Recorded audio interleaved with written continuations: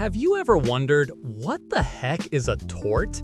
If so, stick around because we're about to explain it to you like you're 5 years old. You really lean into that line, don't you? Welcome to Dejargonize, the podcast where we take confusing terms and explain them in plain English. I'm Felix. And I'm Ruby. And today we are tackling the word tort. Okay, this is one I hear all the time, especially when people talk about tort reform, but I've never been totally clear on what it is. Is it just a fancy legal word for any lawsuit?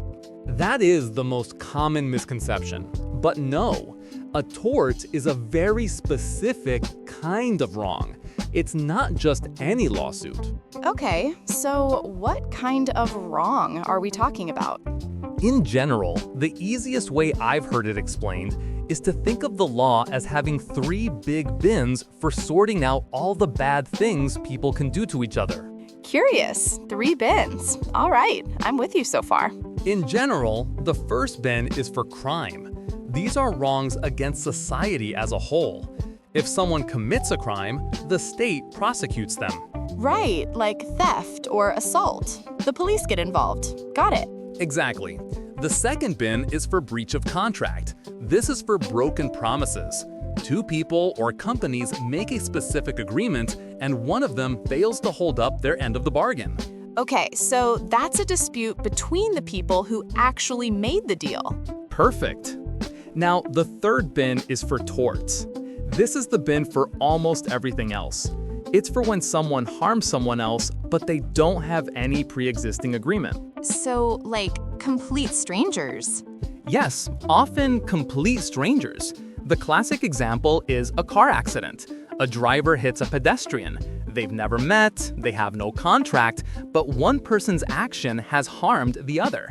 That's a tort. Oh, okay. So it's not a crime against society, and it's not a broken promise. It's its own category of wrong. That's it exactly. It's the third bin. Okay, the third bin. I like that.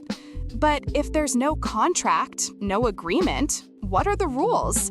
How can you sue a stranger for breaking a rule you never agreed to? That's the core of it. Tort law isn't about rules you agree to. It's about duties the law says we all owe to each other, just by being part of society. Duties? Like what? A duty to be a good person? A little more specific than that, thankfully. Think of it like a general duty, not to be careless in a way that hurts someone else. Like you have a duty to not run a red light and hit a pedestrian with your car. So it's like a set of invisible, universal rules for not messing up other people's lives. Exactly. You don't have to sign a piece of paper agreeing not to hit people with your car.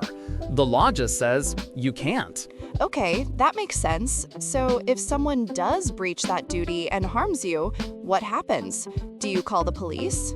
Well, you might, but that would be for the asterisk crime. For the asterisk tort, the person who was harmed brings the case themselves. Wait, so the government doesn't get involved?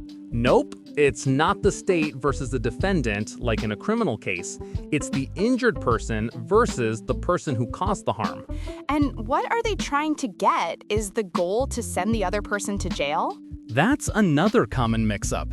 The goal isn't punishment like jail time. The usual remedy is compensation. Money, basically, to cover medical bills, lost wages, that kind of thing.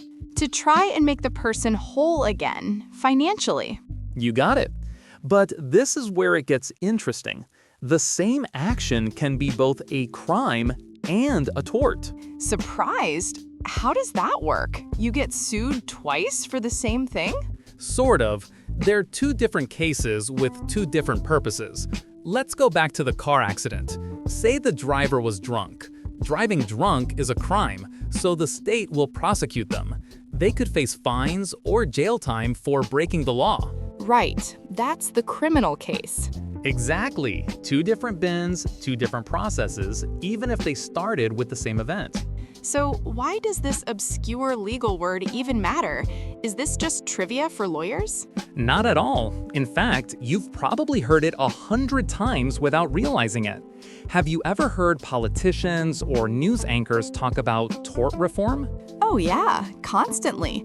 And I always just nodded along, assuming it was some complicated legal thing. Well, now you know. They're talking about reforming this bin. The debate is all about changing the rules for these kinds of lawsuits. Things like putting a cap on how much compensation someone can receive. Huh. So knowing what a tort is suddenly makes a huge, ongoing political debate actually make sense. Exactly. But there is one last important caveat. Lay it on me. In general, the whole concept of a tort is primarily from what are called common law systems. So think of the law in the US, the UK, Canada, places like that. Wait, so it's not a universal term? Nope. Other legal systems handle the same types of wrongs. They just categorize them differently. In systems influenced by French law, for instance, they might be called délits. Okay, so tort is a specific word for a specific legal tradition. Good to know. All right, so if you had to boil this whole episode down to one sentence, what's the main takeaway? Thoughtful.